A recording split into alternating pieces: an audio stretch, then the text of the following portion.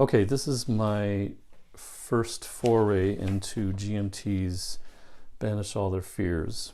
And I just picked the first battle, even though I'm not as familiar with this. Actually, I'm not that familiar with Blenheim, but at least I've heard of it. I have not heard of Niervinden.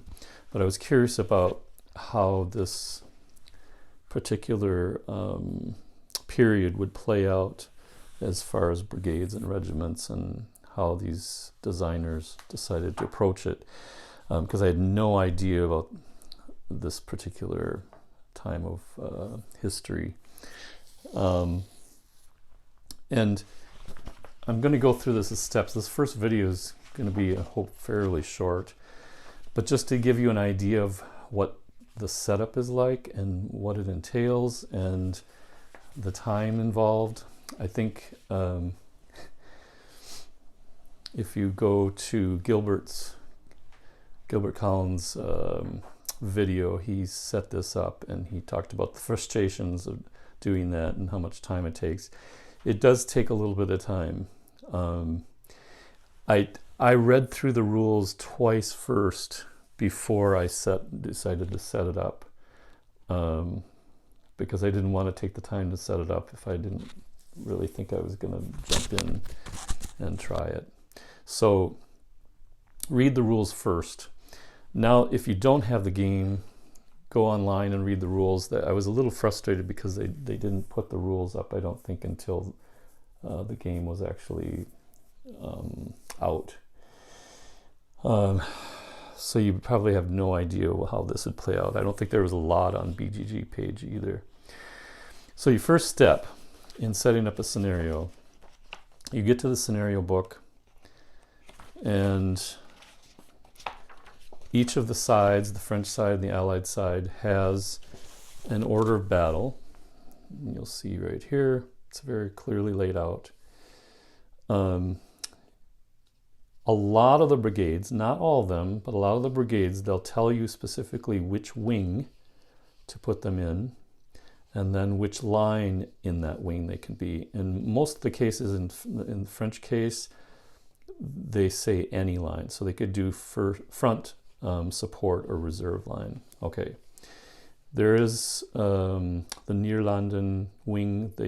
All three of them are supposed to be in front, because there's not that many. Or at least these two are supposed to be in front, and plus the artillery. Sorry.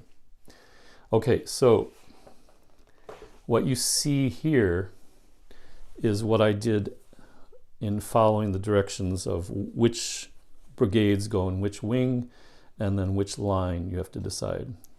Now there's a couple things involved with that, making a decision. Now I'm not going to say I made any kind of tactical, operational strategic decision about who was going to go into which line, because I don't know how things are playing out as far as strategy. So this could be a horrible way to put these particular brigades in. Here's a typical counter for the French here. So the RD just signifies which wing of the five. 1, 2, 3, 4, 5. We'll back up a little bit here. 1, 2, 3, 4, 5. And they're labeled in the bottom here. They give you, we'll zoom in, they give you the name of the wing. In this case, it's the plane, and then the abbreviation PL. So you can see, in this case, it's RD. I picked the wrong one. RD is for room drop. Let's do over here. Right there. Okay. RD. So it has to go, historically, it would go in that particular wing. Now in the French case, except for this wing here, they can go in any line. But here's the trick about that. When you see the number on the bottom of the wing, that means you can only put that a maximum of 4, in this case, in the plane, in each line. So you can't have 5 brigades in this line. You can't have 5 brigades in this line. You can have less than that. In some cases, like room drop, actually all the other ones except the far left, you can only have 2 brigades in each line, as you can see. This is a commander, so it does not count.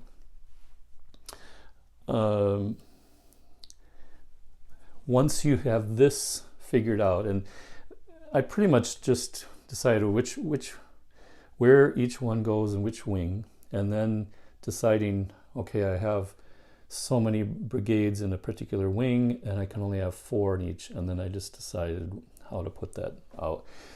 The French have quite a few of these brigade counters, and they have a U on them. That simply means it was unknown maybe where they would go, and so you can decide which wing and which line they can go in. So there's a lot of U's spread out throughout the 5 wings on the French side. So once you've done this is probably the easiest part. And I should note one thing here about these counters. The brigade counters, the left, as we said before, was which wing they're in. 5 means how many counters on the hex board, the hex map, that each of these brigades would have. And then the 8 is an important one, which when I first put out the brigade counters, I didn't think about this, but 8 is the morale, and higher the better, I do believe. So the 8s, the 10, I have a 10 over here, there's a 12, this guard infantry, pretty high. So in the scheme of things, again, I haven't played this at all, but having your high morale units seems to make sense to be put in the front lines for that initial wave of attacks. Okay, so I did that for the French, did that for the Allied side. As you can see, the Allied side does not have nearly as many brigades. The French is pretty loaded here. Don't know how that's going to play out. I haven't read the historical background yet, so I just tried to start from scratch. Okay, let's swing this around, and now you get an idea of what this is going to look like if you haven't seen Gilbert's setup. This is the brigade sheet. I don't know, you could almost say exploded into a much bigger map with hexes and regimental / battalion counters. It looks like kind of a mess and random, but it's not really random. Let's zoom in. I'm going to flip you over, let's say, to this wing here. This is the near London wing. I'm going to show you a quick jump over to here. And if you zoom in, you can see, I don't know if you can see that there, the Caylus and Cadriu, Caylus Dragoons, and the Cadriu Infantry. Okay, so those are the 2 brigade counters. Then they have 4 and 4 units each. If I swing over here,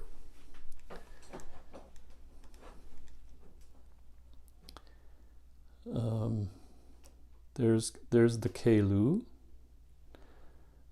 See on the front line, and they have 1, 2, 3 counters. I think I must have done some switching. Why do I have asphalt? Okay, let's back up a little. I did have to switch that. My brigade's counters weren't in the right line on the sheet, but this is correct. The Keilu cavalry, actually they're dragoons, and they'll often tell you whether they fought typically mounted or unmounted. The dragoons are the ones that could either be basically infantry or on horse. But they require that these two Asphalt and Kelu dragoons are supposed to be in the front line. So those two brigades are basically, here's one and here's two. Then there's a second line, 1, 2, and a third line. The first line is just called front. The middle line is called support, and the back line is the reserve. Now basically there's something called brigade integrity, and you have to make sure that all the particular units that belong to a brigade are adjacent. They could be front back like this, but they can't be separated like that. You also have to maintain the integrity of the order of the brigades in each line. So I can have one brigade farther back, even though it's in the front line, it could be farther back than some of the other brigades, but it can't overlap. So I can't have this brigade, because this is Kelu and this is Asphalt, so I could conceivably have this happening, but I can't go this far over, because it's now in this vertical column line of this other brigade that's in the same line. They're supposed to be in front. I could move it over this way. This would be okay. As long as, if you think of this unit here and there's a vertical line drawn down this hex line, then this is okay, because it doesn't go over that line. So this would be an okay setup. I just went straight across. The other thing you have to think about is front back. So I cannot have any of these support line brigade units farther ahead than any of the front line, and I can't have them farther behind. Let's back up here. Farther behind here. So basically you're trying to maintain the integrity from brigades that are side by side. They can't slide over and overlap that way. They can be farther back than other brigades in the same line, or farther in front, but they can't overlap vertically. Then you have then you have to have the line integrity, where you can't have units from one line ahead of the front or behind the back. And that's basically how you approach the setup the first time. That's how I did it, without knowing a lot of the strategy. There's not a lot of room, so you don't have tons of choices. I'm not really sure. In my mind, I think it's better, sorry, the light. It's better to have a little space here. For what I read of the rules, if there's units routing through here and they can't, I may end up switching some of the way I did this, but if there's a unit that's routing through these units, they're going to lose, or they're going to take casualties when that routes. So it's so dense right now. There's really no lanes that I have set up for units to go back or move forward. So I may change this a little bit and stack some units, especially in the back two lines. Some of these are already stacked, but I might get, let's say, just for an example, I could do this, and they don't have to be next to the units of the other brigade. They just have to be next to each other within the brigade. So I think I could do this, and then there's a gap in the line. It might be wiser to have some of those gaps. You can stack 2 plus artillery. Actually, I have to check that. It might be artillery plus 1. I'll double check that, but we'll get into that when we're actually playing. Most of this is pretty self-explanatory. Some of the tricky parts come when you're looking at a angled wing like this. Now, if you can see, and if you can pick that up, you see the red dashed line that delineates the wing border. So I have to set up without crossing that if they're in a specific wing. The blue dot is where the French has to set up behind, and the red dots is where the Allied units have to set up behind. So you have a no man's land here in the middle where no one can set up. Now with this kind of setup in this wing, because this border is angled, you have to be careful. I'm not going to go into too much detail, but I had to watch out for not, like, just for an example, the Saint-Laurent, this brigade here is in the support line. So the support line is kind of right here.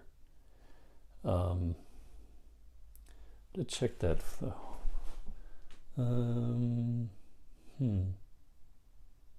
Saint-Laurent, Montfort.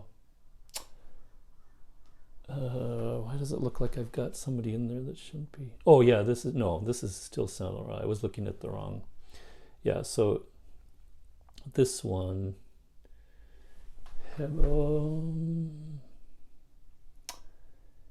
Yeah, I'll have to double check that. I'm not sure where this is supposed to be, this particular brigade right here, because I may have, this might be too far forward. So you still have to think, here's the reserve line. Oops. Here's the reserve line, and then the support line's here, and this is the front line. So notice in the front line, I have brigades that are farther back than some of the other ones. The main thing, again, you have to think about is when you set up this part of it, all the battalions and regiments, you have to make sure, one, that each line has integrity within itself. The brigade units are next to each other, and you don't have any overlapping brigades vertically. So this one is okay, that one is not. And then the second big thing is just to make sure you don't have any brigades in one line farther ahead or farther behind from brigades in another line.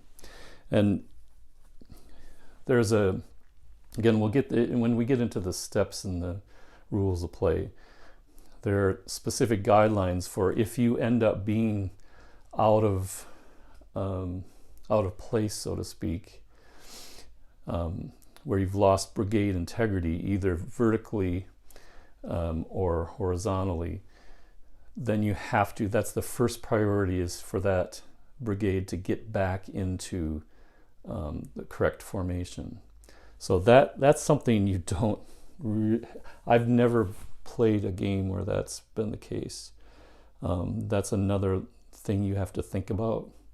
I just can't imagine that with this many units, how it's going to play out. I mean, once they engage, how things could get wild pretty fast. So, but we'll see. it's kind of fun actually to try a game like this where you have no preconceived knowledge of what's supposed to happen. I will say that the rule book is fairly clear, except for one thing, which I'm still, even after looking at the playbook, the example of play, I kind of figured out, I extrapolated from reading that, looking at that, and then looking at the rules, and it has to do with orders. Basically, you have 3 orders that brigades can be under. They can be under march order, which is their state without any markers on them. Then they can be under charge orders, which is the only way you can move up to an enemy and fire. And then dress orders, which is kind of a reorganization. And you can rally with dress orders. But the only way you can change orders is on the field of play. And that's one thing I guess I was thinking, that if you jump over here, that somehow that the wing commanders, excuse me, the wing commanders would be changing the orders, but that's not really what happens. The only thing that happens on here is wing commanders and overall commanders can basically transfer brigades forward or backward, and also into adjacent wings. Those are the 2 things that are happening here. So if a unit, say if this one got routed and I needed to excuse me, move one of these support units up, I'd have to give it a transfer order. And that's the basic thing happens here. You can influence some other roles if a commander is with a particular brigade. That's the other option. Basically, the whole armies, the entire 2 sides start in march order. That's just the default. And that's what I wasn't really getting, because during the gameplay, which you'll see in the next video, I hope, if I get that far, is that a particular brigade can try to switch to charge orders, and if they do that, they immediately go and move and then can fire. And there's a process involved in a priority order for doing charges, but that's the setup. Next step is maybe go through a turn, or at least part of a turn, and show how that works out. I'm kind of learning with everybody else, so if this helps you, great. If it doesn't, actually, if you know a lot more about this, and I haven't seen a lot out on it yet, go ahead and make a comment and give us some hints, because right now we're kind of flying blind and just getting into the first turn, first little phase. So we'll hope to see you next time. Thanks.